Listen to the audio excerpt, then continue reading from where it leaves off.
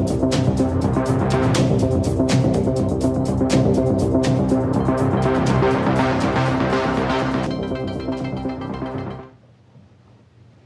afternoon and welcome to NASA's Johnson Space Center. I'm Reagan Scharfetter, today joined here by NASA's SpaceX Crew-10 crew members who just recently returned home after a 146-day mission to the International Space Station.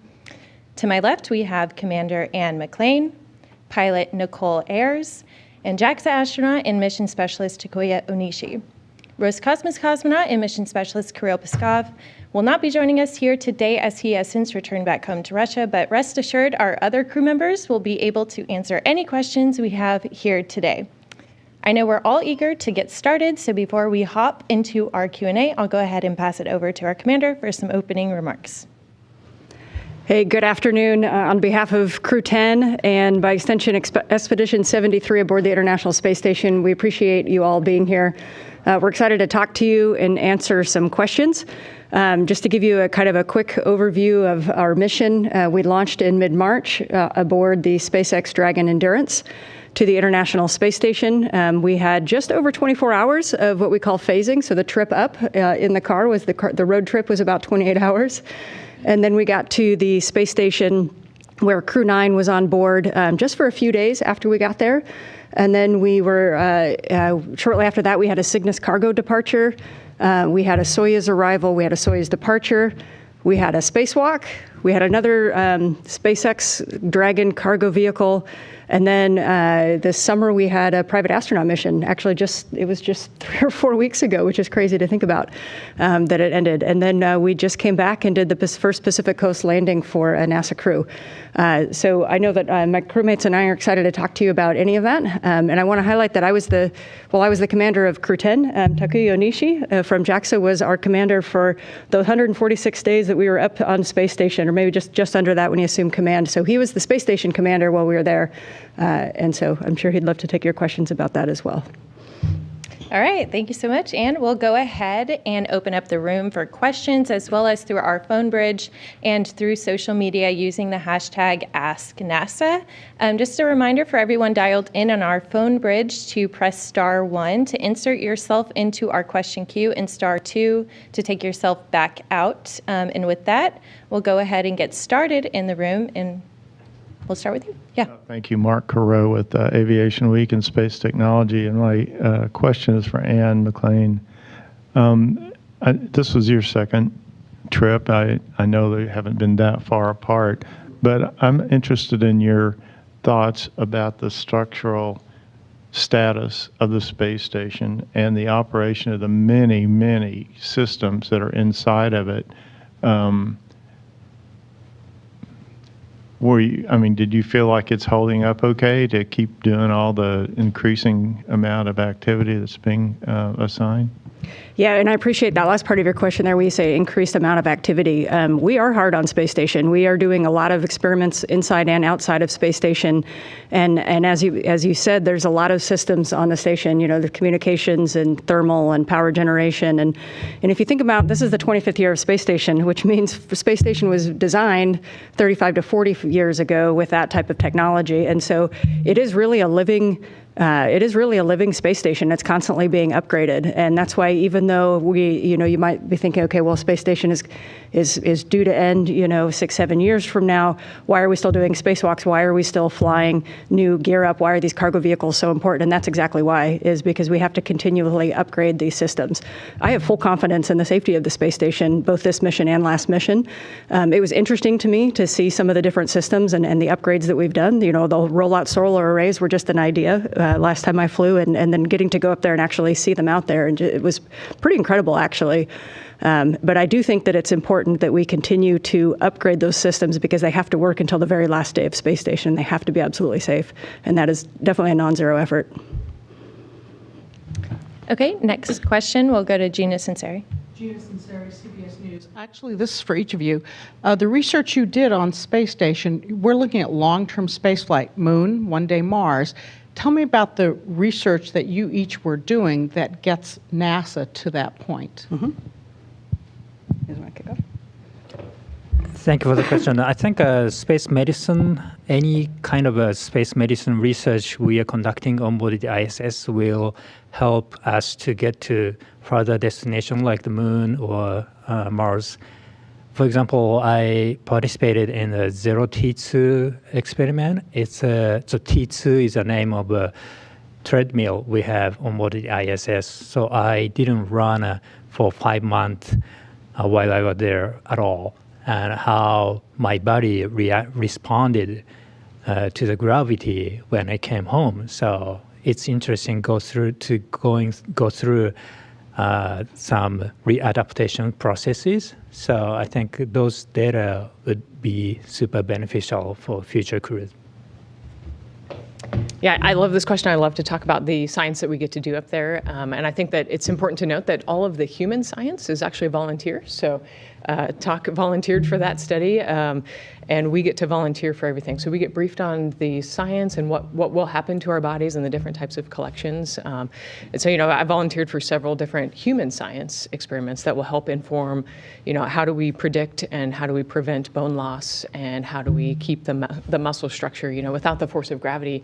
We're burning more calories just sitting here than we did working aboard the International Space Station because your muscles and bones are just not reacting to the force of gravity. So there's several different studies that we did on humans, but then also we got to participate in several different, over 200 types of experiments for plant research and medicine. One of my favorite ones that was one of the last ones that we got to participate in was a ring shear drop. So looking at protein structures, how they shear at the water-air interface, and then how do we build computer models to help inform the manufacturing processes, both in space as we get further out into the universe, but then that also helps inform how we do manufacturing processes on Earth for medications that can help with Parkinson's, Alzheimer's, cancer, things like that. So it's pretty fascinating and pretty amazing that this science on board not only informs how we're going to do life further out into space, but it also helps how we do life here on Earth. Okay, perfect. We're going to go ahead and pop over onto our phone bridge, starting with Manuel Mazzanti with Exploración Espacial. Thank you so much. Manuel Mazzanti from Exploración Espacial, and thank you for sharing this time with us. A question for Anne McLean. Anne, we saw you wearing an EVA suit several days after you arrived, doing some exercises and training, how it would be for a crew to arrive to a future destination. How did you feel about it, and can you tell us more? Can you give us more details about those tests? Yeah, I would love to talk about this. So what it's referring to is I was in the kind of exploration EMU, which is a kind of a walking version of our EMU, doing some tests, some physical exertion tests, and some kind of fine detailed tasks like connectors and things like that. I did it pre-flight and got all my scores, and they've tracked all my movements, my heart rate, and things like that, and then did it post-flight. And this kind of goes back to the last question too, of like what are we doing on space station to enable and inform us for future spaceflight. Part of it is like, what is our exercise protocol, and is it good enough so that when we land from somewhere, maybe not the moon, but maybe something that takes longer to get to, like Mars, how well is our body going to react? What is because like one of the big things on space station that we lose is our cardio fitness, and that's just because of blood volume and red blood cells going down. You get back and you're just like, man, I just got winded, like walking up a flight of stairs. But I thought a week ago on space station I was just crushing this workout. And so this getting back in the suit, I'll be honest, when I woke up that morning, I thought, I don't know how I'm going to get in the suit. Like I did 2 minutes on the bicycle yesterday and I was smoked. And so I got in the suit. And the very first thing we did was come down a ladder, almost just Apollo style, and I was offloaded to Martian gravity, and my heart rate just spiked. And I was thinking, man, how am I going to do the next task, which was these 20-pound sandbag carries back and forth for 5 minutes. But what was really interesting to me is when I started doing that, my heart rate kind of spiked. And then I felt like it really just kind of even keeled out. Like my body was like, okay, this is what we're doing. And it almost, I think, snapped me back into Earth fitness better than I did last flight when I kind of slowly ramped back. And so it was a really interesting test to me. I was in the suit again yesterday doing the same test a week later to kind of compare it. But those are the type of things that inform some of the things you don't think about. You think about, okay, how am I going to pick up a rock sample off the surface of the moon? We're thinking about, can I get out of the suit by myself after I get in, like when I'm deconditioned? When we first get back from space, you saw us, we got put on stretchers, we got helped, we were kind of slowly got into that. But can I get out of a suit? Rear entry suit sounds great until you have to get out of it by yourself when you're deconditioned. So these are some of the data points that we were getting. I thought it was a really cool test, and I'll say the countermeasures that we have on space station, I think, were really effective for enabling my ability to do that. And I'm looking forward to more data as more crew members come back and do the same thing. Okay, we're going to go over to social media now. Micah Tischler on X asked kind of a longer question. So I have a multi-part question. One, is it my imagination, or has photography become a more common activity on the ISS in recent years? Two, I've seen Anne McLean with a camera body labeled Anne, as well as Don Pettit referring to his cameras.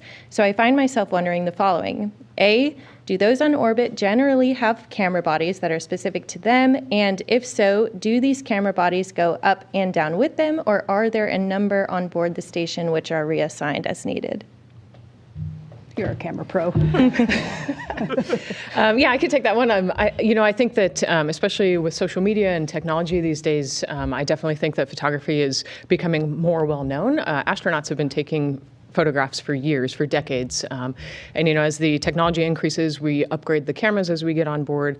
We have a certain number of Nikon Z9s on board that we use. And we have a label printer up there, so each of us has a camera that's readily available for us. And then we have several other different types of cameras and different types of lenses that we can change out and use as required. So we didn't bring our own cameras up. We use the ones that are on board. And as Anne mentioned, the cargo vehicles, that's part of the manifest and how we manage cameras and photography for science and Earth observations and disaster relief. And so, that was, it's one of my favorite things to do up there. We were super fortunate. We had a month with Don Pettit, and he gave a great handover. I basically just followed Don around for about a month and took notes, and he was kind enough to teach me everything he knows about photography. And so he really helped me.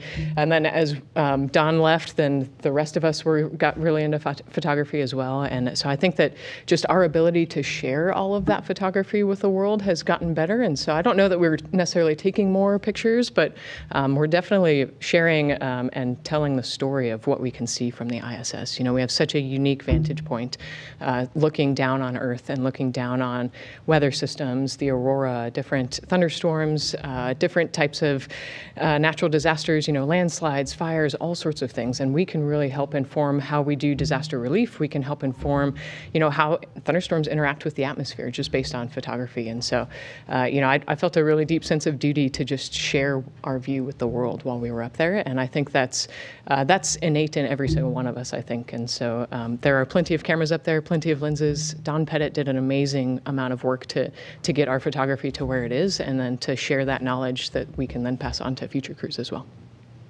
Okay, great. Anne, anything to add? She nailed it. Yeah, I think photography was really fun, and I think it's one of the ways that we can communicate just how magic it is. I think everybody on Earth right now, when you can give them a perspective of where we are, the scale of where we are, both in how big our Earth is, but also how small it is and how we're really all in it together. I think if we can give people those moments, and I know we rely on media, like you all here, to tell that story, because I think that's an important story to tell. So we can hand you the pictures, but if you guys can share those far and wide, it'd be great. Definitely. Okay, before we hop back into our phone bridge, I just want to remind everyone who is dialed in to press *1 to jump into our question queue and *2 to take yourself back out. And with that, I will pass it over to Robert Perlman with Collect Space. Hi, Rob Perlman with Collect Space. A request and a question. First, a number of our readers asked if there were any clear views of your zero-G indicator, the origami crane. If you took photos of Droog while on station, or if you can take photographs of it now on the ground, could you share those on social media? And then the question, sort of a follow-up to the last one, to Nicole, is about the Sprite, or rather the gigantic jet that you caught while photographing lightning storms. Was that something you saw happen live through the viewfinder, or was it while reviewing a time-lapse sequence? And if live, can you set the scene? Did you immediately recognize what you were seeing? Did you call over your other crewmates? What was that moment like? Yeah, we definitely have pictures of Droog, so we will share that for sure. Yeah, I can't believe we haven't done that already. Yeah. So yeah, that's an easy one. Yes, of course we will do that. Droog spent the entire mission with us up there, and he kind of hung out in the lab with us, so you could float by him every day. And yeah, so we this was just another technique and another skill that I learned from Don. You have to. Taking great pictures is about planning and timing and execution. And so, you get a feel for where the largest thunderstorms are, you do the research, and you kind of pay attention to weather systems. And so I knew that there was going to be a pretty big weather system in that area. I knew it was going to be a great pass over, Mexico and the U.S., and wanted to get some really great pictures at night. Nighttime photography became one of my favorite things, but then also the thunderstorms are the most brilliant there as well. So you have to pay attention to the weather systems, know where the higher likelihood of seeing the transient luminous events are, and then setting the camera up. So I set the camera up and started a time lapse, and then I think I had to go do like a science experiment or some other maintenance task that day. So I set an alarm on my iPad, ran over, got the time lapse all set up the way that I wanted it to, and then started it. And then later that day was reviewing the pictures. And we have a shared folder on board the International Space Station that we named Holy Wow. And I was like, I got a Holy Wow picture. And so actually the Axiom 4 crew was there as well. So there were 8 of us crowded around a laptop looking at this picture. And I knew it was a great picture, but I had no idea how phenomenal that picture was. I had caught a couple of sprites and a couple of blue jets and things like that. And, every time you're just more fascinated and more inspired to try to capture these things and really see how thunderstorms can interact with the atmosphere hundreds of kilometers above Earth. And again, it's a unique view that we only have. So I actually figured out that if you pay enough attention, you can play the time lapse back and you can kind of see a bright flash. And so that's kind of, that informs which of the 2,000 pictures the chunk of 2,000 pictures that I'm going to go look at and find the picture that caught the sprite. So it's something that you can't see with the naked eye. And so it's only in post-processing and review that you can actually find those pictures. All right, we have another question in the room. Go ahead. Richard T. with the Post newspaper. A question for all of you. Out of the myriad of experiments that you conducted, both technologically speaking and medical, which ones, I guess, maybe resonated the most with you and maybe was the most meaningful to each of you? I'll jump in. I've talked about it before, but I think one of the really cool things was the protein crystals, and part of it was because my last mission, it was kind of early on determining whether we could grow protein crystals on orbit. And then if you fast forward 6 years, we are growing lots of protein crystals on orbit and bringing them back to scientists who can use it. And one of the researchers told me this has accelerated Parkinson's research by years. And Keytruda, the drug Keytruda, this was another benefactor of the space station research. And, when you have friends and family who are impacted by cancer and they use Keytruda and you're going, holy cow, this would not have been possible 5 years ago. This treatment would not have been possible if you had been diagnosed 5 years ago. All of a sudden you get goosebumps and you're like, man, it's a really good thing that we have space station. So those two really stick out to me as pretty big underlines for the last 5 years. Yeah, I think to piggyback on that, the ring shear drop experiment that I explained earlier has very similar effects and very similar positive influence on both Earth and as we venture out into the universe. Then one of the other ones resonated for me because my alma mater had a part in it. So the Air Force Academy was working with rhodium and looking at tomato plants and how they react under microgravity in different areas of radiation. So they actually flew on the Fram mission as well to see, higher up into the outside of the atmosphere what that radiation difference looks like on plants. And, it's also important to look at plants and food as we continue to grow our distance that we move away from the Earth. Resupply is going to be a huge problem that we have to solve along with food and water and reclamation. And so it's a small part of how we're going to get onto Mars eventually. One of my favorite experiments is called the ELF, electrostatic levitation furnace. And there are 3 reasons I like it, because the first one is the Japanese experiment, and the second one is I majored in material science in my university, And the third one is so my first flight was in 2016, and I worked on the first initial checkout of that experiment, and it's kind of still working, and it had a lot of minor or major updates.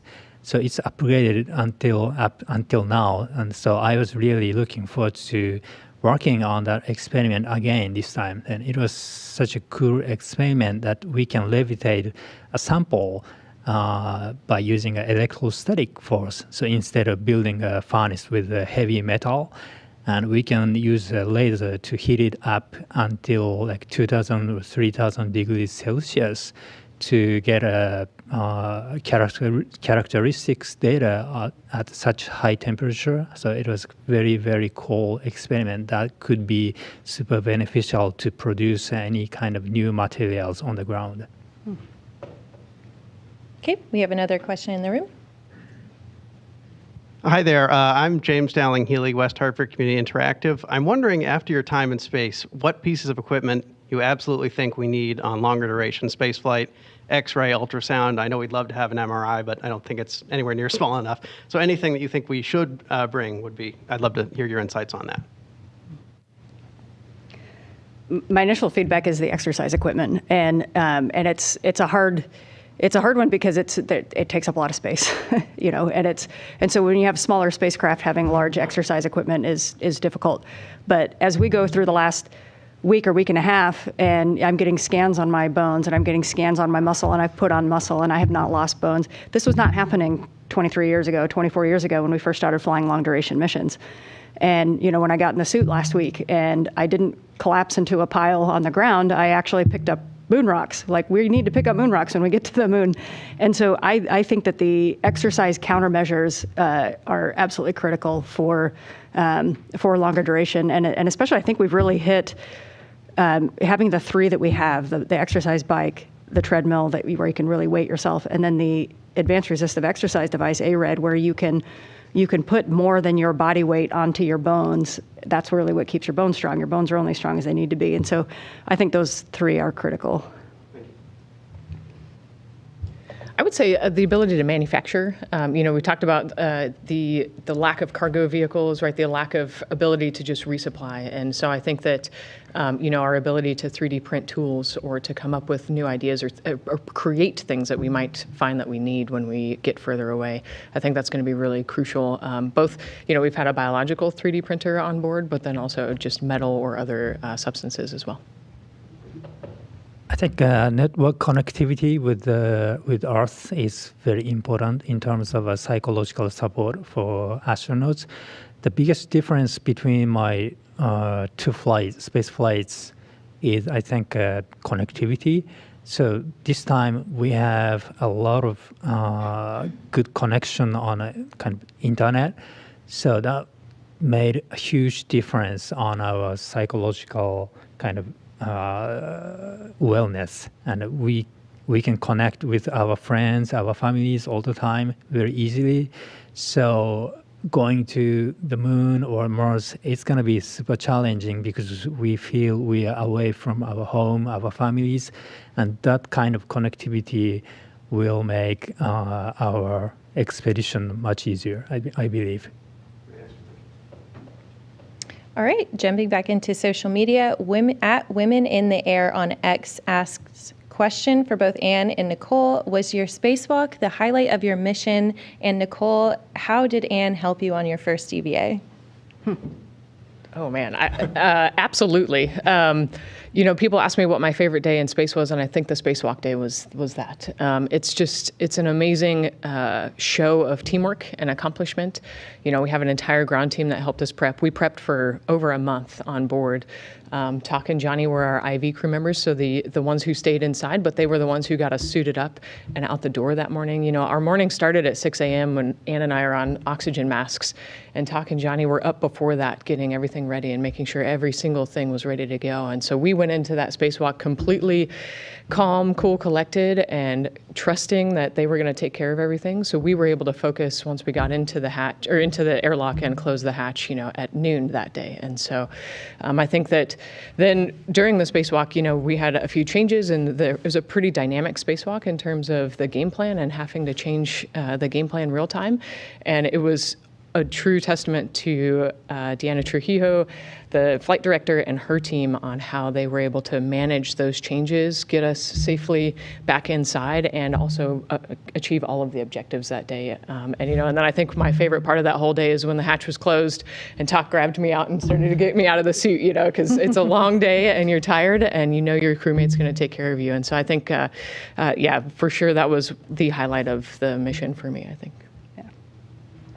Yeah, and I think they asked about helping out. Nicole helped me, I think, just as much as I would have helped her. And that's the same as, when we're in the pool training for these, the same experience I had on the last EVAs. I think it's easy sometimes because years pass in between these major events, and we think this person's an expert, or we've flown this vehicle, this vehicle's proven, and you go, actually, it's only flown 10 times. Or you must be an expert at spacewalking. Actually, I've only done it twice, and now 3 times. And so, and every spacewalk is different, and you encounter different challenges, and you're flying with and working with the most proficient people that you've worked with, and nobody shows up to spacewalk day going, oh yeah, I already have this figured out. It's actually like, hey, I'm gonna rely on you with my life and rely on you with my life, and you can rely on me, vice versa. And so each spacewalk day is pretty significant, but it's also, I think it really, to me, signifies in spaceflight, it's hard to become an expert. You have to do something a lot of different times in order to really be like, hey, I got this. And spaceflight is very humbling. The second you say, hey, I got this, it's gonna remind you that you don't have it all figured out.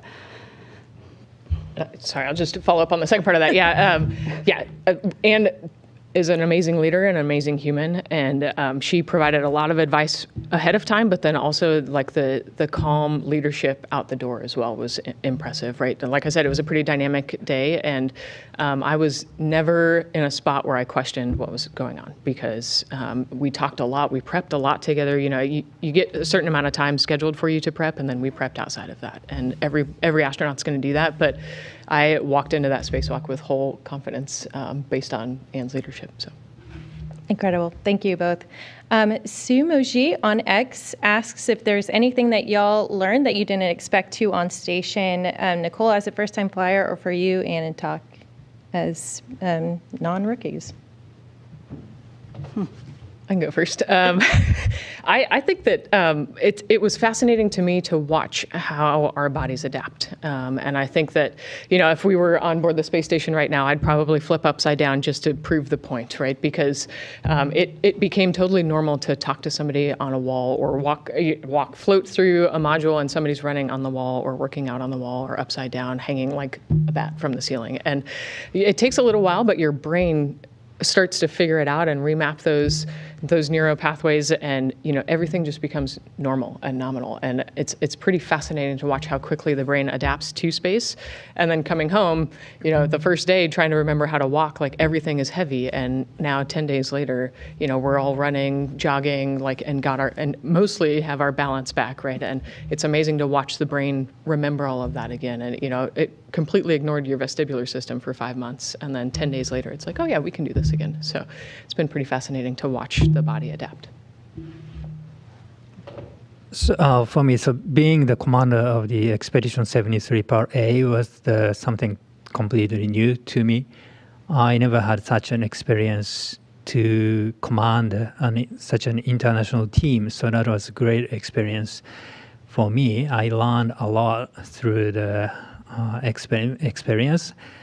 And each person has different sets of skills and also background, also cultural background. So it was super interesting to see those differences, and being the commander of such an international team. So no matter where we are going in the future, it will be definitely an international effort. So I hope that experience helps me to get there when I get a chance to do that. So really appreciate that opportunity.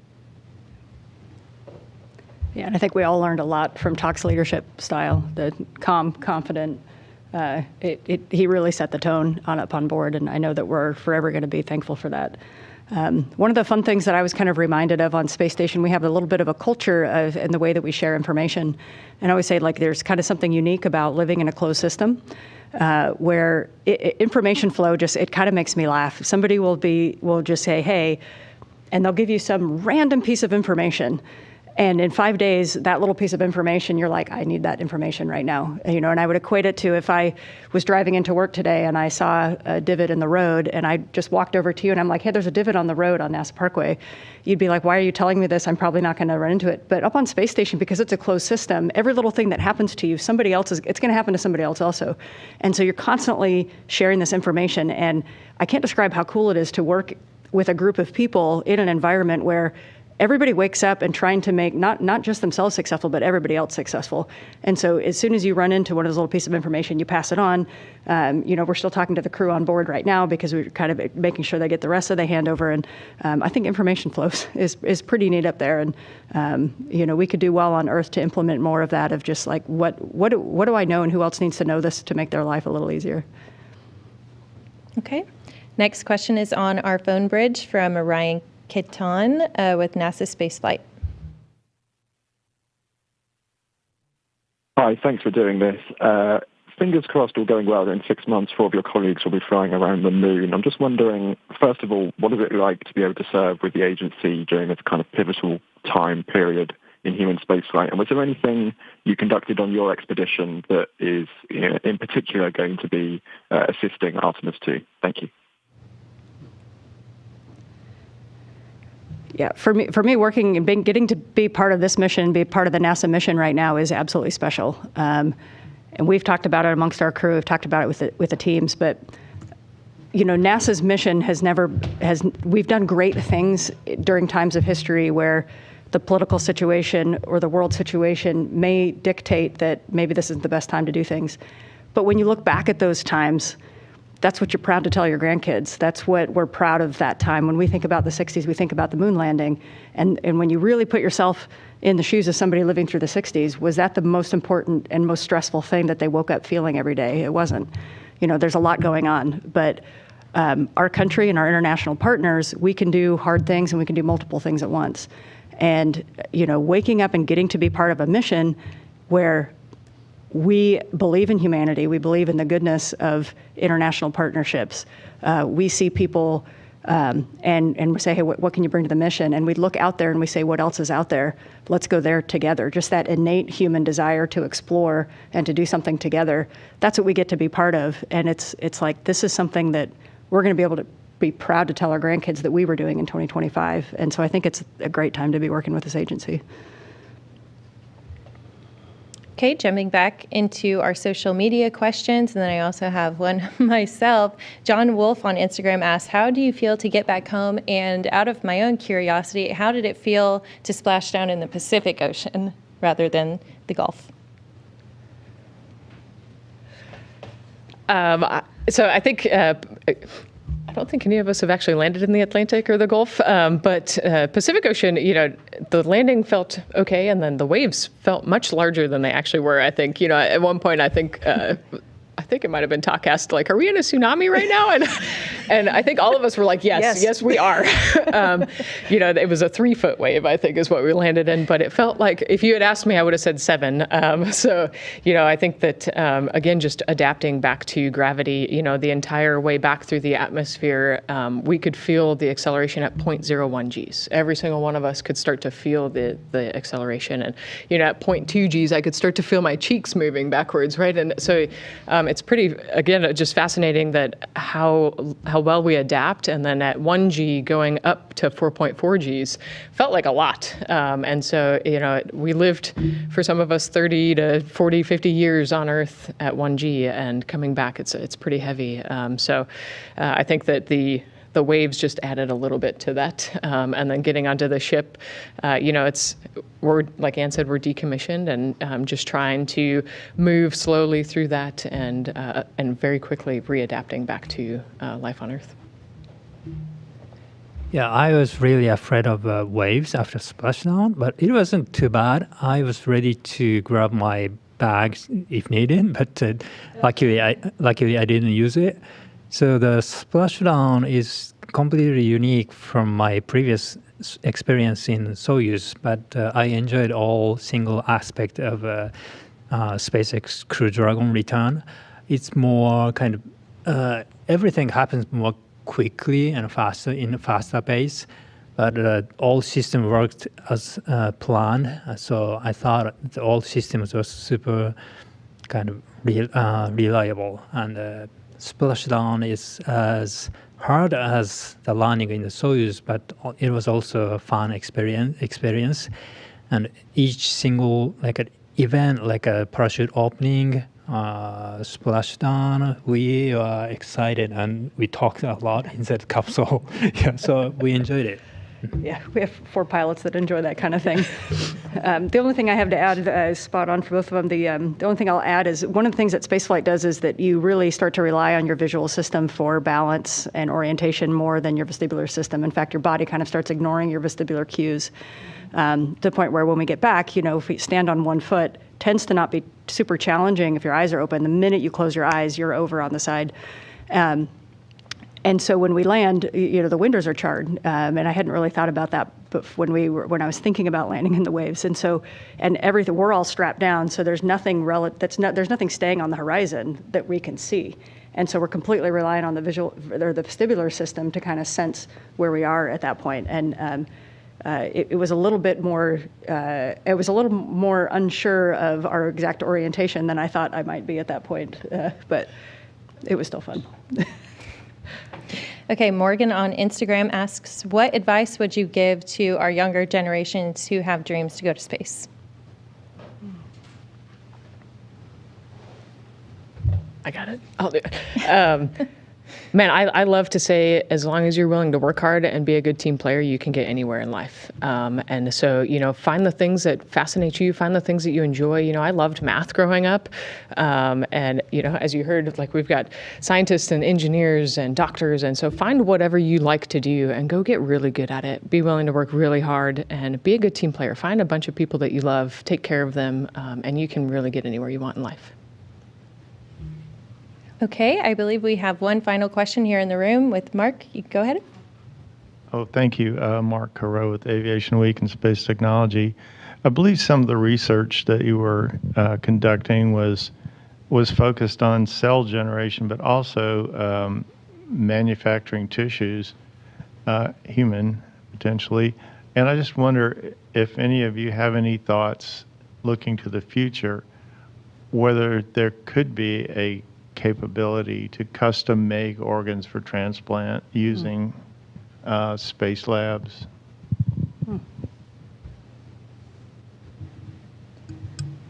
Yeah, so I don't know that any of us have the in-depth knowledge that our NASA scientists would have to be able to answer that question, but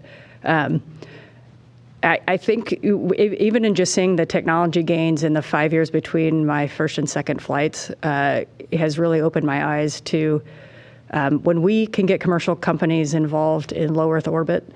I don't think we can even comprehend the advances that they're going to make, because the creativity that they bring, even watching the private astronaut missions up there that just brought in things that maybe we hadn't thought of, or companies that kind of had access to space that didn't, and countries that had access to space that didn't before. I think it's going to be jaw-dropping, and I think that's one of the reasons why the mission of NASA to enable commercial spaceflight is so critical. It's maybe kind of like having kids. You enable it, and then you just see what happens. And I think that I think commercial companies are going to be really interesting to watch over the next 10 years and what they bring to low Earth orbit. Yep, well said. One more question actually in the room with Gina. So an interesting statistic about the space station, Reed Weissman dropped last year at a Space Day event, that more than 1,100 tortillas were eaten in 2024 in the space station. The last cargo mission brought up, I think they said 630 tortillas. Mike Barrett last week just started laughing when I asked him how good was a tortilla in space. He says you play Frisbee with them. So how versatile is a tortilla? And you're eating it breakfast, lunch, and dinner? Everybody's a little different, but yeah, we're all laughing because we definitely have had taco nights, and it's your bread source, and it's also just a really easy way to put juicy food inside of them. It's nice to be able to hold something, but yeah, I think we've made breakfast tacos. We've been pretty creative with them. We were. What are some fun things that we saw? Yeah, we did quite a few tacos. The other things, crumbs, right? Crackers and other things are really crummy, and crumbs in space just get everywhere. And so tortillas are a really easy vehicle to use as well. So I think that's part of why we use so many tortillas up there. But man, I'm sad we missed the opportunity to throw them like frisbees. We didn't play frisbee. Yeah. I don't know that you'd want to eat them afterwards. We can't wash our hands very well up there. So I don't know if I want everybody's hands on a tortilla we're going to eat. Yeah. But I think we kept them as edible. Okay, well, on that note, I believe that will conclude today's post-flight news conference. Before we do go, though, I do want to extend a huge thank you to our crew for joining us here today, and I just want to extend a huge welcome home to all of you. We're so glad to have you back here. To read more about Crew-10's mission at length, or to see what our other Expedition 73 members are doing currently on the orbiting laboratory, you can visit the Space Station blog on nasa.gov. And with that, for a final time, go Crew-10, go Expedition 73, and we'll see you all next time.